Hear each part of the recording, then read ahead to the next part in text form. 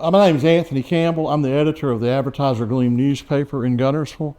I was a student in high school, probably a junior, when Rick Nelson played here, and when the accident happened.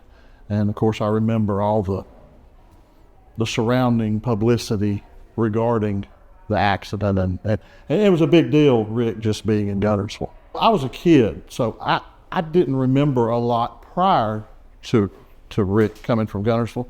When the accident happened, my parents, first thing you asked was who was Rick Nelson, and my parents quickly explained that he had a TV show, a music career. I mean, it was pretty clear he was a big deal. And on a side note to that, my wife Mary, her name is Mary Lou. She's named for Rick Nelson's song, Hello Mary Lou.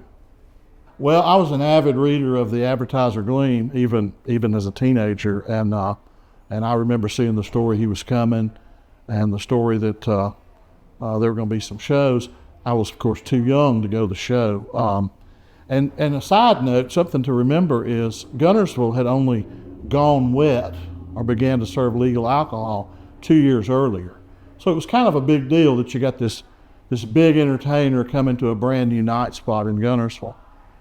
So it was, a lot of people were talking about him coming to town. What I know, the thing I hear more than anything is about the second show, the last show. I believe it was a New Year's Eve show, is that correct? And he was, he rocked the place, and the people who were here had an amazing time, and it really meant something to them to get so close to somebody who, had been in the entertainment industry, been in the music scene. But the show was quite a success, and there was even talk of him coming back and performing more shows. I vaguely remember the story of the boa constrictor and the ant, but I had not thought about that in a long time until you just now mentioned it. What parts do you remember? What they got? What? And I may be totally misremembering this. It had been pretty cold, and they think maybe the boa constrictor got in the ant to get warm. Is that right? Does that sound right? That's kind of what I remember. There'd been a big search for the boa constrictor too. People just really followed him, after that. And of course they followed the accident and what happened. It was a huge deal. And I felt like, it gave some more validity to Pat Upton and what he was trying to do, because people realized he was the real deal when it came to music, and I don't know if it helped Pat or not, but after that, everyone knew who Pat was. I remember it was the next day, and it may have come on the radio that it had happened, and I was in the car with my parents, and we talked about it, and it was quite a shock that he had flown out of Guntersville and then had this terrible accident. It was very sad, that a new person had come to town, a celebrity had come to town, and he had been well received. He had enjoyed his visit.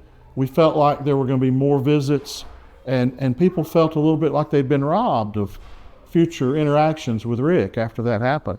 I think Rick Nelson, there were some times after the success of his career when there were some hard times, but I think around here, Rick is remembered very positively, and his music is remembered in a very positive light. His visit to Guntersville in a positive light, and people just want to think what could have been if it didn't happen. He was sort of doing a comeback, and what could have been with his comeback if this accident hadn't happened.